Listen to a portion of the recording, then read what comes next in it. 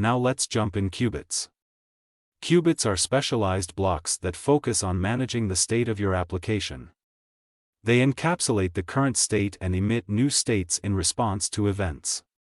This ensures a clean and predictable way to handle state changes, making your app more robust and bug-resistant. Now let's understand this by a simple analogy. Think of a qubit as a weather station. This weather station observes changes in atmospheric conditions and broadcasts updates to anyone interested. In the context of our Flutter app, Cubits observe changes in the application state and notify the components interested in those changes.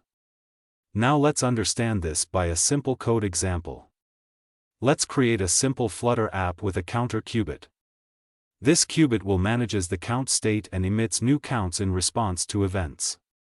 So first add the Flutter Bloc dependency inside our Flutter app, and paste it inside the pubspec.yaml file. Then tap on this pub get option.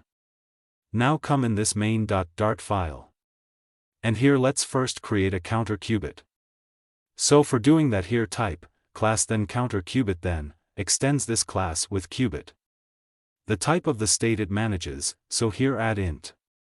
Then inside this class create a counter qubit constructor, then add the super, and initialize its default state or default value as 0.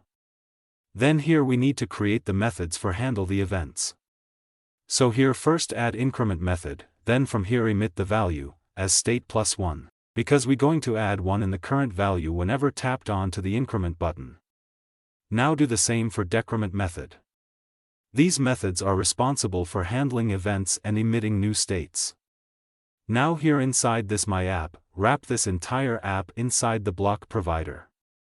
Now come in this block provider, our block provider needs create parameter apart from child. Now for the create, it needs counter qubit, so pass that.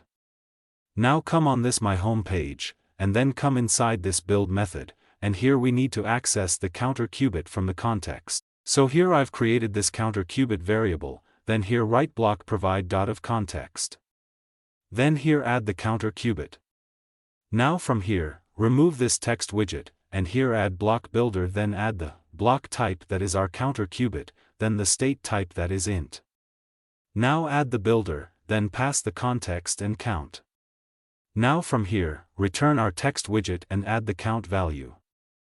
Then come inside this floating action buttons on pressed method, and here call our increment method by counter qubit.increment. And do the same for decrement buttons on pressed method. Now run the code, and press on this button, and you can see the state of our app is getting changed as we press on this button. So from the above example, the qubit manages the state and emits new states when the count changes. This provides a clean and predictable way to handle state changes, making your app more robust and less prone to bugs. Understanding qubits in block is a crucial step towards building scalable and maintainable Flutter applications. And with that, we conclude another segment of our infinite exploration into block core concepts. Stay tuned for the next episode, where we continue our deep dive, uncovering new layers and pushing the boundaries of Flutter app development. The journey doesn't end here, it evolves.